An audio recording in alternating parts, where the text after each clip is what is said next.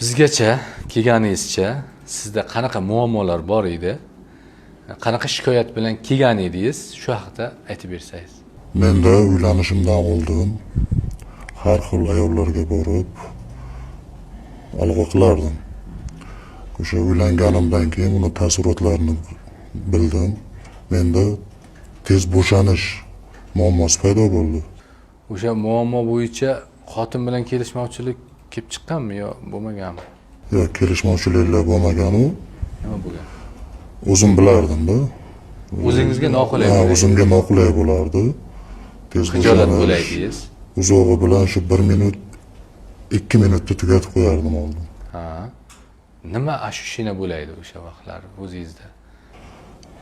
O'zimda noqulaylik, shu sal uyalish hissi ham bo'lardi. Ayolingiz oldiga Ayolim oldida o'zingizda noqulay his qilardim o'zimni. nima qilishni bilmaysiz. Nima qilishni bilmasdim. Dorilar ichib, spreylar sepib shunaqa qilib foydalanib ko'rgansiz? Uylanganimdan keyin foydalandim.